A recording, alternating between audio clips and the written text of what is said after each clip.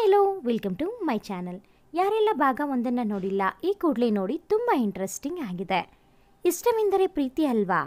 ಭಾಗ 2.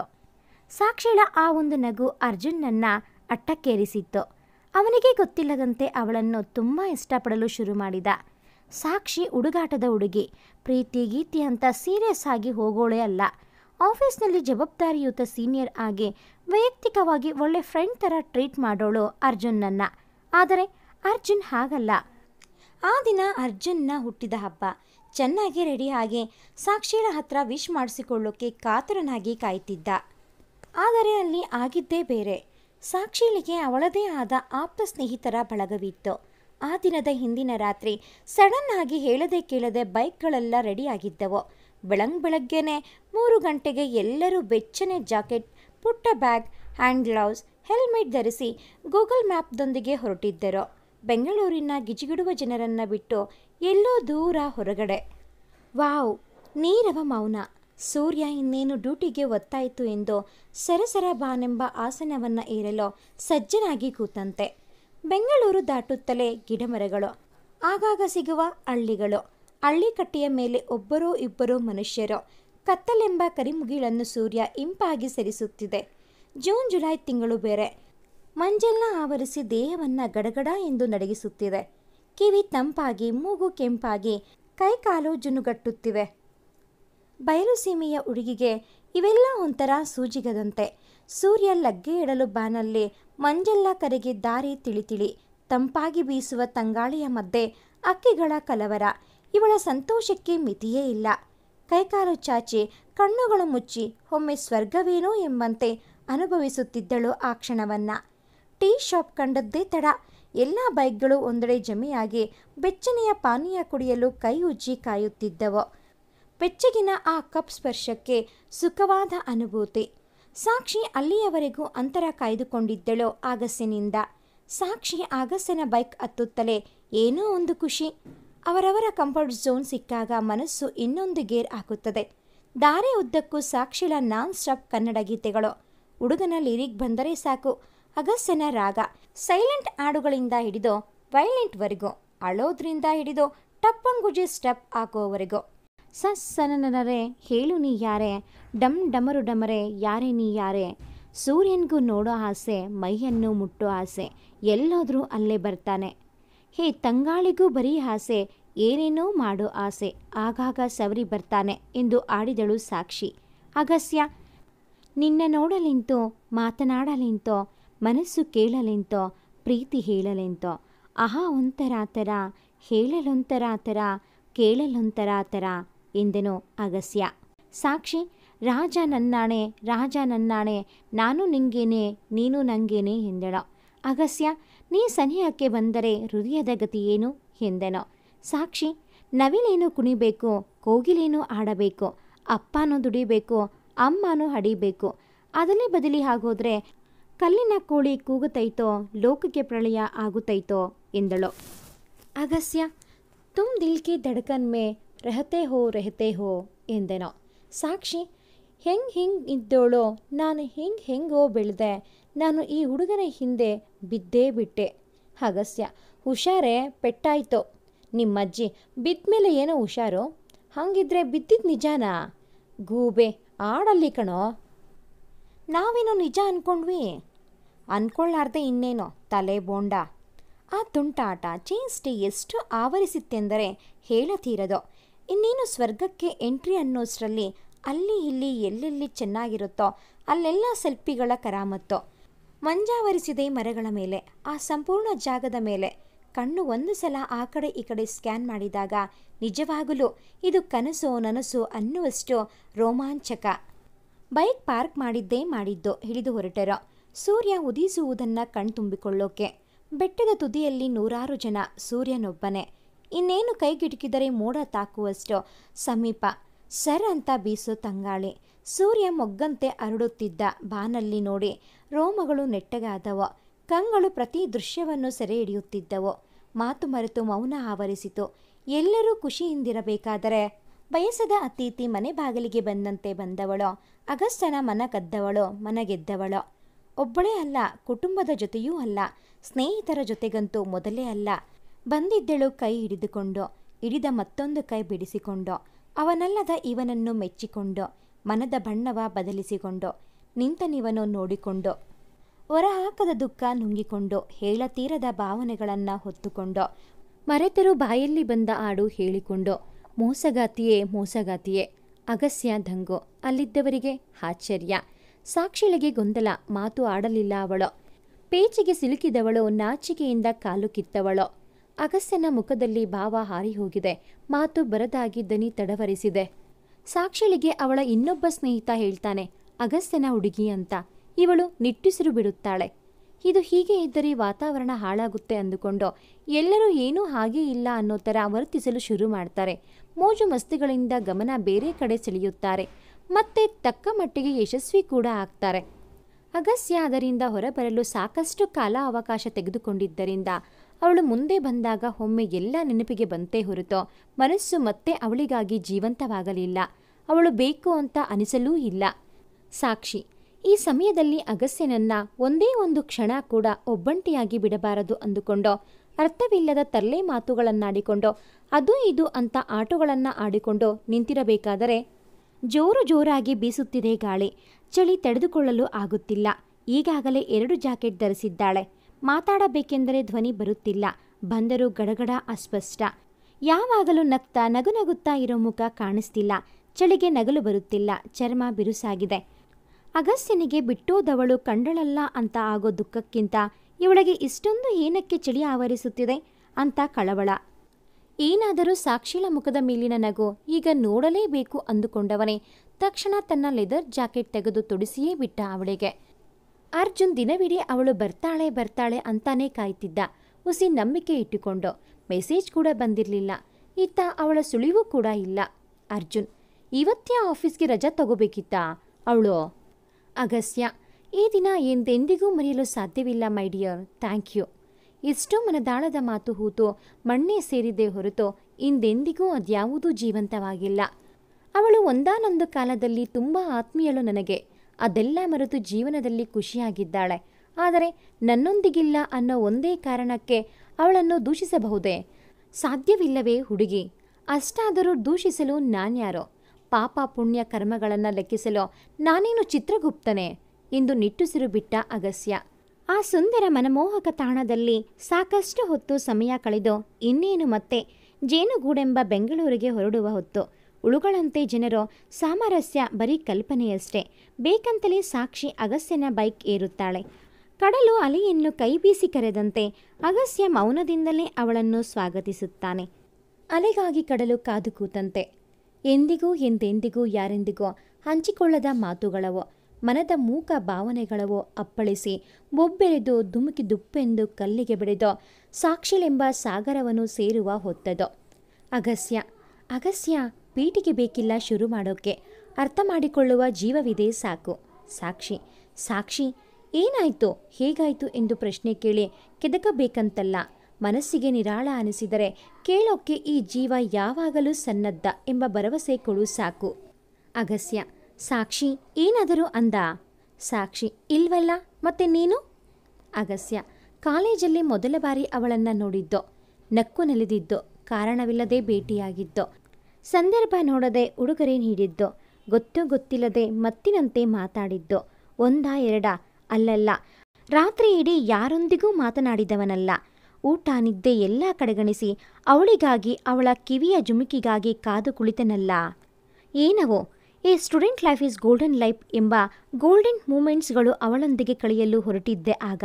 ಪುಸ್ತಕದ ಮೇಲೆ ಒಂದು ಚೂರು ಒಲವಿರಲಿಲ್ಲ. ಒಲವೇ ಅವಳಾಗಿರಬೇಕಾದರೆ 1 2 ನಾನು ಫೇಲ್ ಆಗಿದ್ದ ಸಬ್ಜೆಕ್ಟ್ಸ್ ಕಡೆಗೆ ಇಯರ್ ಬ್ಯಾಕ್ ಆಗೇ ಹೋಯಿತು. ಡಿಪ್ಲೊಮೋದಲ್ಲಿ ಟಾಪರ್ ಆದವನಿಗೆ ಈಗೋ ಸ್ವಲ್ಪ ಹರ್ಟ್ ಮಾಡ್ತು.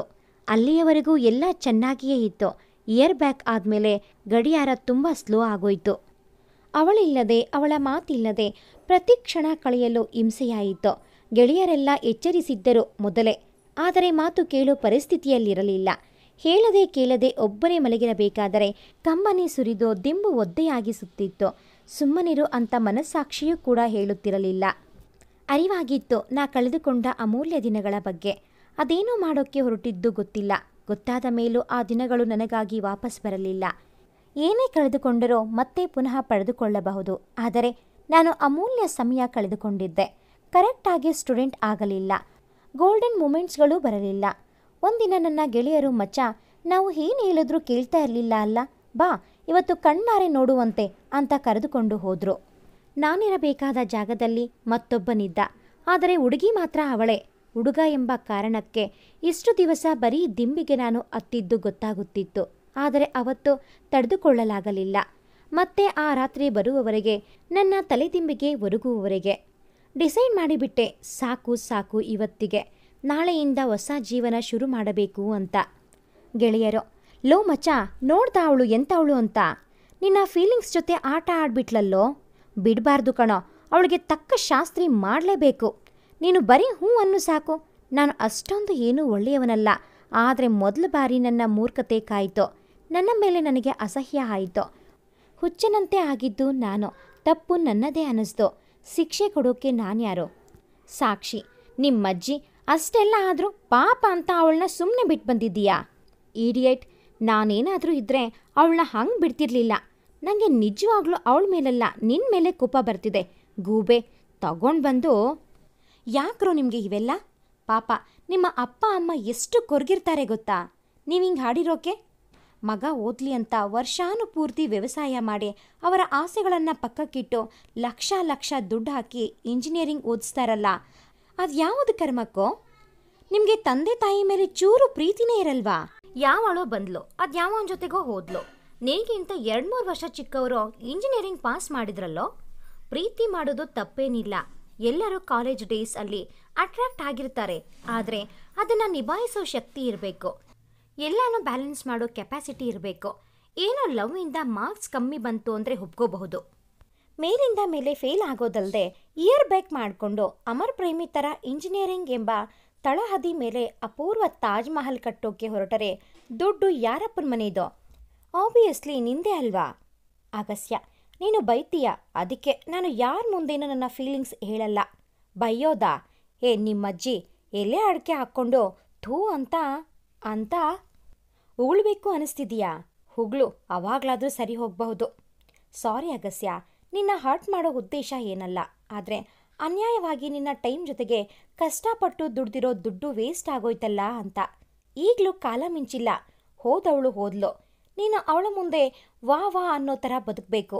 ಇಂಜಿನಿಯರಿಂಗ್ ಪಾಸ್ ಮಾಡ್ಕೊ. ಟಾಪರ್ಗೆ ಪಾಸ್ ಹೇಗೆ ಆಗಬೇಕು ಅಂತ ಹೇಳ್ಕೊಡ್ಬೇಕಾಗಿಲ್ಲ. ನಿನ್ನ ಕೆರಿಯರ್ ಬಿಲ್ಡ್ ಮಾಡೋ ಟೈಮ್ ಇದು. ಇನ್ನೂ ಟೈಮ್ ವೇಸ್ಟ್ ಮಾಡಲೇಬೇಡ. ಆಗುತ್ತೆ ನಿನ್ನಿಂದ. ನಿನ್ನ ಕಡೆ ಆ ಎಲ್ಲ ಕೆಪಾಸಿಟಿ, ಟ್ಯಾಲೆಂಟ್ ಇದೆ. ಜಸ್ಟ್ ಪ್ರಾಪರ್ ವೇ ಅಲ್ಲಿ ಇನ್ವೆಸ್ಟ್ ಮಾಡಬೇಕು ಅಷ್ಟೇ. ನಾವೆಲ್ಲರೂ ನಿನ್ನ ಜೊತೆಗಿರ್ತೀವಿ. ನಾನಂತೂ ಯಾವಾಗಲೋ. ನೀನು ಮುಂದೆ ಬರಬೇಕು ಅಷ್ಟೇ. ಅಗಸ್ಯ, ಊತಿಟ್ಟಿರೋ ಎಲ್ಲ ಬೇಡದ ನೆನಪುಗಳನ್ನು ಸಮಾಧಿ ಮಾಡೋ ಸಮಯವದು. ಮನಸ್ಸಲ್ಲಿರೋ ಎಲ್ಲ ಭಾರ, ನೋವು, ಆತಂಕ, ಸಿಟ್ಟು, ಸಿಡುಕು, ಕೋಪ, ತಾಪ ಎಲ್ಲದಕ್ಕೂ ಒಂದು ಉತ್ತರ ಸಿಕ್ಕಂತಾಗಿ ನಿರಾಳತೆಯ ತಂಗಾಳಿ ಬೀಸಿ ಮನಸ್ಸು, ಮೈಂಡು ಪ್ರಕೃತಿಯ ಹೊಡಲಿಗೆ ಮೈಯೊಡ್ಡಿ ಹೊಸ ಹುರುಪಿನೊಂದಿಗೆ ಜೀವಂತವಾಯಿತು. ಟ್ರಿಪ್ ಎಲ್ಲ ಮುಗಿಸಿ ಸ್ನಾನ ಮಾಡಿ ಸ್ವಲ್ಪ ಹೊತ್ತು ವಿಶ್ರಾಮ ಮಾಡಬೇಕು ಅಂತ ಮಲಗಿರಬೇಕಾದರೆ, ಅಯ್ಯೋ ಮೊಬೈಲ್ ಎಲ್ಲಿ? ಚಾರ್ಜ್ ಖಾಲಿಯಾಗಿ ಸ್ವಿಚ್ ಆಫ್ ಆಗಿರಬೇಕು. ಚಾರ್ಜ್ ಆಗಬೇಕು ಅಂತ ಮೊಬೈಲ್ ಕೈಗೆತ್ತಿಕೊಂಡಳು ಸಾಕ್ಷಿ. ಇನ್ನು 10% ಇದೆ. ಯಾರಾದರೂ ಮೆಸೇಜ್ ಮಾಡಿದ್ದಾರಾ ಅಂತ ನೋಡಬೇಕು ಅಂತ ವಾಟ್ಸಪ್ ಓಪನ್ ಮಾಡಿದರೆ ಸಾಲು ಸಾಲಾಗಿ ಫೋಟೋದೊಂದಿಗೆ ಹ್ಯಾಪಿ ಬರ್ಡೇ ಅರ್ಜುನ್ ಅಂತ ವಿಶಸ್ಗಳು. ಬರ್ತ್ಡೇನಾ ಇವತ್ತು? ವಿಶ್ ಮಾಡಬೇಕು ಅಂತ ಅಂದುಕೊಳ್ಳುತ್ತಿರುವಾಗಲೇ ಏನೋ ನೆನಪಿಗೆ ಬಂದಂತಾಗಿ, ನಂಬರೇ ಇಲ್ವಲ್ಲ ಅಂತ ಮಲಗಿಬಿಟ್ಟಳು ಸುಸ್ತಾಗಿ. ಅರ್ಜುನ್ ಸಪ್ಪೆ ಮುಖ ಹೊತ್ತುಕೊಂಡು, ಇವತ್ತೇ ಏನಕ್ಕೆ ಬಂದಿಲ್ಲ ಇವಳು? ಪಾಪ, ಮೆಸೇಜ್ ಆದರೂ ಹೇಗೆ ಮಾಡ್ತಾಳೆ? ನಂಬರ್ ಕೂಡ ಇಲ್ವಲ್ಲ. ಆದರೂ ನಂಬರ್ ತಗೋಬಹುದಲ್ವಾ? ಏನಕ್ಕೆ ತಗೋತಾಳೆ? ಇಷ್ಟಪಡ್ತಿರೋದು ನಾನು ತಾನೇ, ಅವಳಲ್ವಲ್ಲ. ಆದರೂ ಯಾಕೆ ಇಷ್ಟವಾದೆ ನೀ ನನಗೆ? ಕರಿಮುಗುಲು ಸರಿದು ಬಾನು ನೀಲಿಗೊಳ್ಳುತ್ತಿದ್ದಂತೆ ಪ್ರಕೃತಿಯ ಗೋಚರ. ಸಾಕ್ಷಿ ಎಂದಿನಂತೆ ಆಫೀಸ್ಗೆ ಹೊರಡುತ್ತಾಳೆ. ಅರ್ಜುನ್ ಕೂಡ. ಹುಡುಗಾಟ ಮಿತಿಯಲ್ಲಿರಬೇಕು ಅಂದುಕೊಂಡು ಸಾಕ್ಷಿ ಇನ್ನೂ ಕಾಡಿಸದೆ ಅರ್ಜುನ್ಗೆ ನಂಬರ್ ಕೊಡುತ್ತಾಳೆ. ಅರ್ಜುನ್ ಅವಳನ್ನು ಮೊದಲು ನೋಡಿದಾಗನಿಂದ ಇಲ್ಲಿಯವರೆಗೆ ದಿನವೂ ಒಂಥರ ಹರ್ಷ. ನಂಬರ್ ಕೊಡೋದು ತುಂಬ ಲೇಟ್ ಮಾಡಿದೆ ಸಾಕ್ಷಿ. ಹುಡುಗಿಯರ ಗುಂಪು ಕಂಡರೆ ಸಾಕು ಸುಮ್ಮನೆ ತಲೆ ಕೆಳಗಿಳಿಸಿ ನನ್ನ ಪಾಲಿಗೆ ನಾ ಹೊರಟು ಹೋಗ್ತಿದ್ದೆ. ಆದರೆ ಇಂಜಿನಿಯರಿಂಗ್ ನಂತರ ಮೊದಲ ಬಾರಿ ಮತ್ತೆ ನಿನ್ನ ನೋಡೋಕ್ಕೆಂದೇ ತಲೆ ಮೇಲೆತ್ತಿದ್ದು. ಇದು ಕ್ರಶ, ಇಷ್ಟನಾ, ಆಕರ್ಷಣೆನ, ಪ್ರೀತಿನ ಅಂತ ನನಗೆ ನಾನೇ ಪ್ರಶ್ನೆ ಹಾಕಿದಾಗ ಕ್ರಶ್ ಆಗಿದ್ದರೆ ಅದು ಅಲ್ಪಕಾಲ ಮಾತ್ರ ಅಲ್ಲವೇ? ಹೌದು, ನೀನು ನನ್ನ ಕ್ರಶ್. ಮೊದಲ ಬಾರಿ ನೋಡಿದಾಗಲೇ ಈ ಕಣ್ಣು ಸೋತು ಶರಣಾಭೂತಿಯಾಗಿದ್ದವು. ಆದರೆ ಕ್ರಶ್ನ ಮೀರಿ ಇನ್ನೊಂದು ಸ್ವಲ್ಪ ಜಾಸ್ತಿನೇ ಫೀಲಿಂಗ್ಸ್ ಇತ್ತು. ಅಟ್ರಾಕ್ಟ್ ಕೂಡ ಆಗಿದ್ದೆ. ಹಾಗಿದ್ದರೆ ಇಷ್ಟನಾ? ನಿನ್ನಂಥ ಹುಡುಗಿನ ಇಷ್ಟಪಡದೇ ಇರೋರು ಯಾರೇ ಇರ್ತಾರೆ? ಸೆಕ್ಯೂರಿಟಿಯಿಂದ ಹೈಯರ್ ಆಫೀಸರ್ವರೆಗೂ ಎಲ್ಲರನ್ನೂ ನಿನ್ನದೇ ವಿಭಿನ್ನ ಶೈಲಿಯಲ್ಲಿ ಸೆಳೆದು ಬಿಟ್ಟಿದ್ದೀಯಾ. ಇನ್ನು ನಾನು ಯಾವ ಲೆಕ್ಕ? ನಿನ್ನ ಗುಣ, ಮಾತು, ನಗುಮುಖ, ಕೆಟ್ಟವರಿಗೆ, ಅಹಂಕಾರಿಗಳಿಗೆ ಕ್ಯಾರೆ ಅನ್ನದ ಆಟಿಟ್ಯೂಡ್, ಒಳ್ಳೆಯವರಿಗೆ ಸೌಜನ್ಯದಿಂದ ಮಾತಾಡೋ ಸ್ಟೈಲ್ ಎಲ್ಲವೂ ನನಗಿಷ್ಟನೇ. ಆದರೆ ಬರೀ ಇಷ್ಟವಲ್ಲ, ಅದಕ್ಕಿಂತಲೂ ಸ್ವಲ್ಪ ಜಾಸ್ತಿ ಅನ್ನಿಸುತ್ತೆ. ಹಾಗಿದ್ದರೆ ಪ್ರೀತಿನಾ? ಅಲ್ಲಿಂದ ಇಲ್ಲಿಯವರೆಗೆ ಹೃದಯ ಬರೀ ನನಗಾಗಿ, ನನ್ನವರಿಗಾಗಿ ಬಡಿದುಕೊಳ್ಳುತ್ತಿತ್ತು. ಆದರೆ ಒಂದು ಹುಡುಗಿಗಾಗಿ ಲಬ್ಡಬ್ ಅಂದಿರಲಿಲ್ಲ. ನೀ ಸನಿಹ ಬಂದರೆ ಸಾಕು, ಉಸಿರು ಏರಿಳಿತವಾಗುತ್ತೆ. ನಿನ್ನ ನೋಡುತ್ತಲೇ ಕಣ್ಣು ನಾಚಿ ಮುಖದ ಮೇಲೆ ನಗು ಮೂಡುತ್ತೆ. ಆ ಥರ ಈ ಥರ ಕಲ್ಪಿಸಿಕೊಂಡಿಲ್ಲ ಚೆಲುವೆ. ಅದೆಲ್ಲಕ್ಕಿಂತ ಮೀರಿ ನೀ ನನಗಾಗಿ ಹುಟ್ಟಿದವಳು ಅನ್ನಿಸುತ್ತೆ. ಈ ಪೋಲಿ ಖಾಲಿ ಹೃದಯದಲ್ಲಿ ನೀ ಕಾಲಿಟ್ಟು ಕೈ ಹಿಡಿದು ಒಂಟಿ ಭುಜದ ಮೇಲೆ ತಲೆ ಹೊರಗಿ ನಾ ನಿನ್ನ ಜೊತೆಗೆ ಹೆಜ್ಜೆ ಹಾಕಬೇಕು ಅನ್ನಿಸುತ್ತೆ. ಒಂದಾ ಎರಡ, ನೀ ಸಿಕ್ಕಿದಾಗಿಂದ ಮನಸ್ಸು ರಂಗುರಂಗಿನ ಕನಸು ಕಂಡಿದ್ದು. ಶನಿವಾರ ಭಾನುವಾರ ರಜೆ, ಊರಿಗೆ ಹೋಗ್ಬಿಡೋಣ. ಬೆಳಗ್ಗೆ ನೀರು ಕಟ್ಟಲು ತೋಟಕ್ಕೆ ಹೋಗ್ತೀನಿ. ಒಂದು ಚಂದದ ಸೀರೆ ಉಟ್ಕೊಂಡು ನೀನು ಬುಟ್ಟಿ ತೆಗೆದುಕೊಂಡು ಬರ್ತೀಯ ನಮ್ಮ ಅಮ್ಮನ ಜೊತೆಗೆ. ಎಳ್ನೀರು ಕುಡಿದು ತೋಟ ಎಲ್ಲ ಸುತ್ತಾಡಿ ಬರೋಣ. ನಮ್ಮಮ್ಮ ತುಂಬ ಮುಗ್ದೆ. ಓದು ಬರಹ ಬರದೇ ಇರೋ ದಡ್ಡಿ ಆದರೂ ನನ್ನ ಬೆಂಗಳೂರಿನಂತಹ ಪ್ರತಿಷ್ಠಿತ ಕಂಪನಿಯಲ್ಲಿ ದುಡಿಯೋವಷ್ಟು ಜಾಣನಾಗಿ ಬೆಳೆಸಿದ್ದಾಳೆ. ಅವಳು ಹಳ್ಳಿಯಲ್ಲಿ ಬೆಳೆದವಳು. ಎಂದೂ ಈ ತರಹ ಬಿಲ್ಡಿಂಗ್ಗಳು, ಮಾಲ್ಗಳು, ಪಾರ್ಕ್ಗಳು, ಪಾರ್ಟಿಗಳು ನೋಡಿದವಳಲ್ಲ. ಎಲಿವೇಟರ್ ಅಂದರೆ ಗೊತ್ತಿಲ್ಲ ಅವಳಿಗೆ. ಇದೇನು ಮಗ, ಮೆಟ್ಲು ತಂತಾನೆ ಮೇಲೆ ಹೊರಟೈತೆ ಅಂತ ನಿಂತು ಹೆದರೋಳು. ಏನೂ ಆಗಲ್ಲ ಅಂತ ಧೈರ್ಯ ತುಂಬಿ ನಾನು ನೀನು ಅವಳನ್ನು ಕರೆದೊಯ್ಯಬೇಕು. ಅವಳು ಕಾಣದ ಲೋಕವನ್ನು ತೋರಿಸಬೇಕು. ಅಪ್ಪ ಇದ್ದರೆ ಸುತ್ತಾಡಿಸುವರೇನೋ. ಅವಳ ಜೀವನ ಎಲ್ಲ ಬರೀ ಬೆವರಿಗಾಗಿ ಅಂತಾನೆ ಬದುಕಿದವಳು. ಅಡುಗೆ ಮನೆ ಬಿಟ್ಟು ಹೊಸ ಪ್ರಪಂಚ ಕಂಡವಳಲ್ಲ. ದೊಡ್ಡ ಮನೆ, ಆದರೆ ನೋಡಿಕೊಳ್ಳೋರು ಯಾರಿಲ್ಲ. ಒಬ್ಬಂಟಿಯಾಗಿದ್ದಾಳೆ. ಅವಳಂಥವಳನ್ನು ನಿನ್ನಂಥವಳು ಮಾತ್ರ ಜೋಪಾನ ಮಾಡೋಕ್ಕೆ ಸಾಧ್ಯ. ಹೊಸ ಪ್ರಪಂಚ ತೋರಿಸಲು ಸಾಧ್ಯ ಸಾಕ್ಷಿ. ನಿನ್ನ ಇಷ್ಟಪಡೋದ್ರಲ್ಲಿ ಈ ಸ್ವಾರ್ಥ ಕೂಡ ಇದೆ ನಂದು. ಅಂದಕ್ಕಿಂತ ಗುಣ ದೊಡ್ಡದಾದರೂ ಬರೀ ಗುಣ ಇದ್ರೆ ಸಾಕು, ಅಂದ ಚಂದ ಏನು ಬೇಕಿಲ್ಲ ಅಂತ ಹೊಳಗೊಂದು ಹೊರಗೊಂದು ಹೇಳ್ಕೊಂಡು ಜೀವನ ಸಾಗಿಸುವವನಲ್ಲ ನಾನು. ಅಷ್ಟೊಂದು ತ್ಯಾಗಿ ಒಳ್ಳೆಯವನೂ ಅಲ್ಲ ನಾನು. ಆದರೆ ನಾನು ಒಬ್ಬ ಮನುಷ್ಯ, ನನ್ನಲ್ಲೂ ಆಸೆಗಳು ಇವೆ. ಹೀಗಾಗಿ ಅಂದ ಚಂದ ಎರಡೂ ಇಂಪಾರ್ಟೆಂಟ್. ಮೊದಲು ನಿನ್ನ ಅಂದ ನನ್ನ ಕಣ್ಣು ಸೆಳೆದಿದ್ದವು. ಈಗ ನಿನ್ನ ಗುಣ ನನ್ನ ಮನಸ್ಸು ಸೆಳೆದಿದೆ. ಯಾರೋ ಗುರುತು ಪರಿಚಯ ಇಲ್ಲದೆ ಇರೋರಿಗೆ ಕೇರ್ ಮಾಡ್ತೀಯಾ ಅಂದರೆ ನನ್ನ ಮತ್ತು ನಮ್ಮಮ್ಮನ್ನ ಎಷ್ಟು ಕೇರ್ ಮಾಡಬಾರ್ದು ನೀನು?